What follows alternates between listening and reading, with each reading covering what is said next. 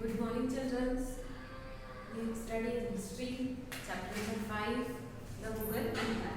यहाँ पर मुगल एम्पायर के बारे में पढ़ेंगे। चैप्टर नंबर 4 में हमने देखा था कि किस तरीके से लोधी डायनेस्टी का जो है डिक्लाइन हुआ था और जो है मुगल एम्पायर की शुरुआत हुई थी।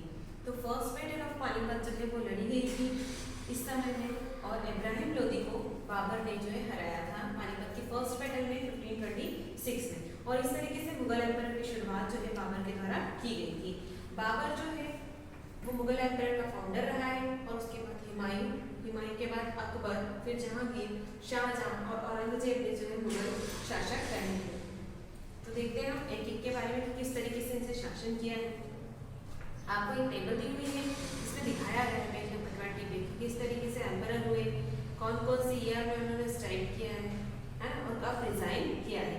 देखिए बाबर ने बहुत कम समय जो है यहाँ पर राज्य किया है। बाबर जो है वो डिफीटेड किया था उसने फर्स्ट बैटल ऑफ पानीपत में किसको, इब्राहिम लोदी को, और उसके बाद उसने मुगल एम्पायर के फाउंडेशन को रखा था। मुगल एम्पायर जो है बेसिकली जो तैमूर के सक्सेसर माने जाते हैं, उसके उत्तराधिकारी माने जाते हैं, जो इराक ईरान के रहने वाले, मॉडर्न समय में इसको तुर्की के नाम से जाना जाता है। बाबर ने अपना फाउंडेशन स्टैब्लिश किया था 1526 में। इसका रियल नेम है जाहिर-उल-दीन। जाहिर-उल-दीन जो है इसका नाम है ओरिजिनल, लेकिन उसको मोहम्मद बाबर के नाम से जाना जाता है। इसके फादर जो थे वो मिर्जापुर के रहने वाले, मिर्जापुर उमर शेख थे, है ना, सेंट्रल एशिया से थे। इसकी मदर जो है वो चंगेज खान की फैमिली से बिलोंग करती थी। इन्होंने इब्राहिम लोदी को हरा कर जो है बैटल ऑफ पानीपत फर्स्ट जीत कर जो मुगल एम्पायर को स्टैब्लिश किया था। इन्होंने डिफीटेड किया राणा सांगा को, रूलर ऑफ चित्तौड़ को जो मेवाड़ के थे, है ना। बैटल ऑफ खानवा में जो है इन्होंने इसको जीता था। इन्होंने कैप्चर किया पंजाब को, उत्तर प्रदेश, मालवा और बिहार, यहाँ पर अपना राज्य जो है एक्सपांड किया। इसकी डेथ हो गई। इसकी डेथ के बाद जो है हुमायूं जिसका बेटा था वो राजा बना। आगरा जो इसकी कैपिटल थी, बाबर ने जो कैपिटल सिटी बनाई थी वहीं से उसने अपना राज्य स्टार्ट किया। लेकिन after his death of Humayun, जब हुमायूं के पिता की डेथ हुई उस समय एम्पायर 2 पार्ट में डिवाइड था, है ना। फिर इसको 4 पार्ट में डिवाइड किया गया। 4 पार्ट में मतलब उसके 4 बेटे थे, उसमें डिवाइड किया गया। जो हुमायूं था उसके ब्रदर्स थे जो कि ऑलवेज उसके लिए ट्रबल क्रिएट करते थे, मतलब सही तरीके से राज्य जो है वो नहीं करने देते थे, कोई ना कोई रुकावट जो है उसके लिए खड़ी कर देते थे।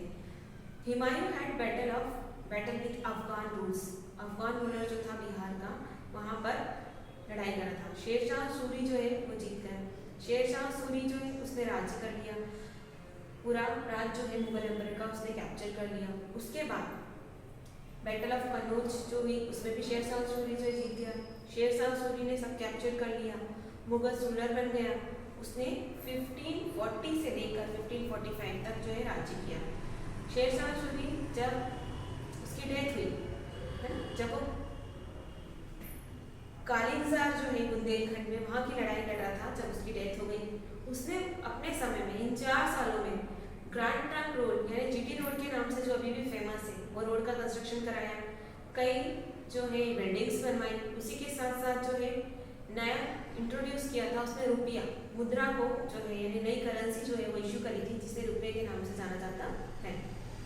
इसके बाद उसका बेटा जो था वो वीक एम्परर था और उसी समय वापस हुमायूं ने अटैक कर अपना राज्य जो है हासिल कर लिया। हुमायूं की डेथ के बाद अकबर जो है उसका बेटा वो राजा बना, लेकिन अकबर जब राजा बना तब वो 13 ईयर्स का ही था, है ना, तब उसको क्राउन मिल गया था। लेकिन हुमायूं का जो वफादार था, जो ट्रस्टेड ऑफिसर था बैरम खां, उसने ही राज्य को संभाला। उसने हेमू के साथ युद्ध किया, दिल्ली को जीता, हेमू हार गया था और बाद में हेमू ने उसकी डेथ हो गई। हेमू से लड़ाई में ही फाइनली पानीपत की सेकंड बैटल हुई जहाँ पर बैरम खां की मृत्यु हो गई। अकबर जो था उसने राज्य संभाला। अकबर ने अपने एम्पायर को जो है बहुत बढ़ाया। किस तरीके से बढ़ाया, तो या तो वो किसी से भी एग्रीमेंट कर लेता था, है ना, जैसे Malwa, Gondwana, Ranthambore, Bikaner, Jaisalmer, Gujarat, Bengal, north west region, है ना, डेक्कन किंगडम, यहाँ पर उसने समझौते किए। राजपूत जो प्रिंसेस थी उनसे शादी करी और कई राजपूत को अपने एडमिनिस्ट्रेशन में अच्छी पोस्टें जो है प्रोवाइड कर दी। इस तरीके से उसने अपने एम्पायर का एक्सपांड बहुत ज़्यादा कर लिया था। कि कहाँ पे एक्सपांड किया था, देखिए एक्सटेंड ऑफ अकबर एम्पायर, तो उसने नॉर्थ वेस्ट में भी बढ़ाया था, ईस्ट हिमालय तक, नॉर्थ में गोदावरी रिवर तक और साउथ में भी इसको फैलाया था। राणा उदय सिंह मेवाड़ का जो था उसने इसको एक्सेप्ट नहीं करा था उसकी फ्रेंडशिप को, तो उससे चित्तौड़ फोर्ट के लिए जो लड़ाई हुई थी और चित्तौड़ फोर्ट को कैप्चर कर लिया गया था, है ना। फिर देखिए अकबर का एडमिनिस्ट्रेशन पॉलिसी कैसी थी, तो उसका एम्पायर जो था वो सूबे में डिवाइड किया गया था, है ना। यानी प्रोविनेंस को उस समय क्या बोला जाता था, सूबे बोला जाता था, सूबास बोला जाता था, है। और ये भी डिस्ट्रिक्ट यानी सरकार में डिवाइड किया गया था। और परगनास होते थे जो कि विलेज को अपने अंडर में रखते थे और विलेज का देखरेख करते थे। He got the entire land measure, यहाँ पर लैंड का मेजरमेंट किया गया था प्रॉपर, और उसी की फर्टिलिटी के अकॉर्डिंग ही टैक्स जो है रेवेन्यू जो कलेक्ट किया जाता था। इसके एम्पायर के दो मेन पिलर थे, एक तो था द एम्परर खुद और उसके बाद स्ट्रॉन्ग मिलिट्री पावर जिससे दूसरे राज्यों को जीतता रहता था। ठीक है, एडमिनिस्ट्रेशन डिवीजन देखिए तो सबसे मेन जो होता था वो किंग होता था, वजीर, मीर बख्श जो इंचार्ज होता था मिलिट्री ऑफिसर, है ना। मीर सामंस होता था वो रॉयल हाउस होल्ड को देखा करता था, मतलब नगर व्यवस्था को देखा करता था। फिर क्वाजी होता था जो कि चीफ जज होता था, जस्टिस उसी के द्वारा किया जाता था। फिर सरदार सदूर होता था जो कि चीफ एम्परर होता था, रिलीजियस मैटर को जो एडवाइजर होता था जो देखता था। यदि मनसूबदारी सिस्टम की बात करें तो मनसूबदारी सिस्टम जो है अकबर ने इंट्रोड्यूस किया था। ये सिस्टम है मनसाब्स और डिफरेंट रैंक, यानी यहाँ पर मिलिट्री ऑफिसर्स को अलग अलग रैंक प्रोवाइड की गई थी और उसी रैंक के अकॉर्डिंग जो है इनको सैलरी पे की जाती थी। फिर अकबर के कोर्ट के 9 जज की बात करें तो नवरत्न के नाम से उन्हें जाना जाता है। तो देखिए नवरत्न थे उसके, अबुल फैजल जो है वो अकबर का चीफ एडवाइजर था जो 9 जज में शामिल था और उसी के द्वारा अकबरनामा जो है लिखा गया था। फिर था फिजी जो कि अकबर कोर्ट का पोएट था, मियां तानसेन जो म्यूजिशियन थे, राजा टोडरमल फाइनेंस मिनिस्टर थे, राजा मानसिंह कमांडर इन चीफ थे, अब्दुल रहीम खान जो कि बहरम खान का बेटा था वो एक पोएट था उसमें। फिर फकीर आजिउद्दीन अकबर के एडवाइजर थे और मुल्ला तोबियास जो है ये वीर जो कि खबर दिया करते थे। अकबर का यदि कल्चरल कंट्रीब्यूशन देखें तो अकबर ने कई बिल्डिंग्स जो है नई सिटीज जो है बनाई है, जैसे फतेहपुर सिटी का निर्माण किया था उसने, दौलताबाद, है ना, पंचमहल, दीवाने खास, बुलंद दरवाजा, ये बिल्डिंग जो है फेमस है फतेहपुर सिटी में। अकबर ने रिलीजियस पॉलिसी को देखे तो अकबर सभी रिलीजियस की सारे धर्मों की जो है रिस्पेक्ट करता था।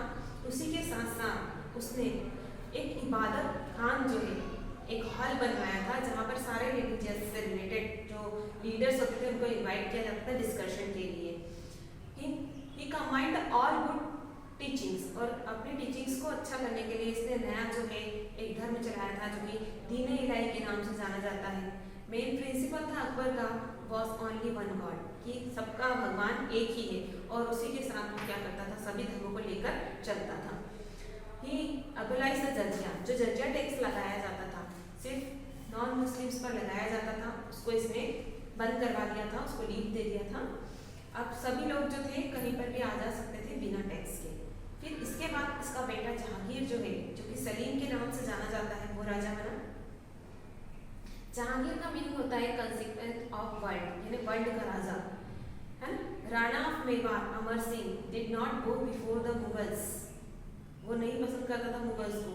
जहांगीर ने उसको मार्च किया against the Amar Singh and defeated him, और उससे उसको हरा दिया।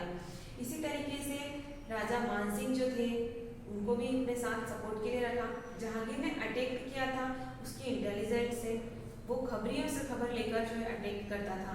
इस तरीके से उसने जो है मेहर उन निशा जो कि डॉटर थी नोबल अकबर कोर्ट में उसको शामिल किया, उससे शादी की।